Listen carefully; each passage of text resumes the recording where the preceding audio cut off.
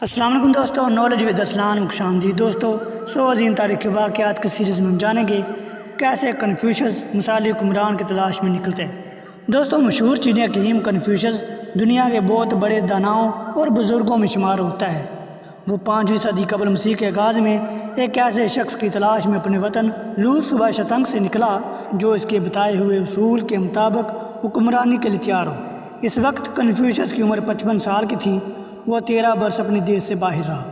دنیا کی سیاسی تاریخ میں جلا وطنی اختیار کرنے کا یہ ایک نہایت عجیب اور حد درجہ نتیجہ خیز واقعہ تھا۔ کنفیوشس ان 13 برس میں جن حکمرانوں سے ملا، ان سب نے آؤ وقت میں تو کوئی کسر نہ اٹھا رکھی، لیکن حکمرانی کے جو طور طریقے اس زمانے میں رواج پا چکے تھے، انہیں چھوڑنے کی حامی کسی نے بھی نہ بھری۔ گویا کنفیوشس کی تلاش بالکل ناکام رہی، لیکن حقیقت پر نظر رکھی جائے تو یہ ناکامی نو انسان کے لیے عموماً اور اہل چین کے لیے خصوصاً بہت بڑی برکت کا باعث ہوئی۔ اس کی وجہ سے سیاست کی طرف سے کنفیوشس کے دل میں بیزاری پیدا ہو گئی اور اس نے زندگی کے آخری دور اس کام کے لیے وقف کر دیے جس سے ان گنت انسانوں کو فائدہ پہنچا اور خود اسے بھی شہرت عام بلکہ بقائے دعام حاصل ہو گئی۔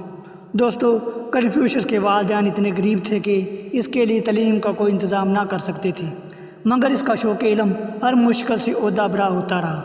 22 سال کی عمر تک وہ اس قابل ہو چکا تھا کہ ایک درس گاہ جاری کرے جس کی طرف قوم کے اکثر ممتاز نوجوان کھینچے چلے آتے تھے۔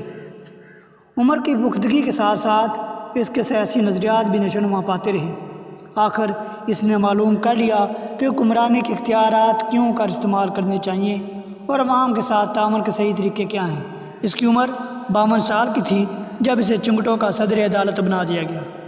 کنفیوشس کے لیے اپنے اصول کے عملی تجربے کا یہ نہایت اچھا موقع تھا، چنانچہ نتیجہ حیرت انگیز نکلا۔ عوام کے طور طریقے تھوڑی مدت میں بہت بہتر ہو گئے۔ بعض ریاست میں محکمہ جرائم کا وزیر بنا تو جرائم کا نام و نشان تک مٹ گیا اور عام لوگ اس کی انتہائی عزت کرنے لگے۔ ہمسائے ریاستوں کو خوف پیدا ہوا کہ اگر کنفیوشس کا اصلاحی نظام اسی طرح کامیاب رہا تو وہ سارے ملک کا حاکم بن جائے گا۔ لہٰذا انہوں نے لوگ کے باشندوں کو اصلاح کے راستے سے ہٹانے اور کنفیوشس سے برگشتہ کرنے کے لیے انہیں عیش و عشرت کی ترغیب دی۔ یہ کوششیں بارآور ہوئیں، لوگ اپنے مایہ ناز حکیم اور اس کی تعلیمات سے غفلت برتنے لگے۔ تب کنفیوشس نے دیش کو چھوڑ کر جلا وطنی اختیار کی۔ 13 سال باہر گزار کر لوٹا تو اس کی خدمت میں بڑے بڑے عہدے پیش کیے گئے، لیکن اس نے ہر پیشکش ٹھکرا دی اور الگ تھلگ بیٹھ کر تعلیم دینے یا کتابیں لکھنے میں مصروف ہو گیا۔ ریاست لو ان برکتوں سے محروم ہوگی جو کنفیوشس کی حکمرانی میں سے حاصل تھی، لیکن اس نقصان کے بدلے میں چین ہی کو نہیں بلکہ ساری دنیا کو فلسفہ، حکمت اور تاریخ و ادب کی بے شبہ دولت مل گئی۔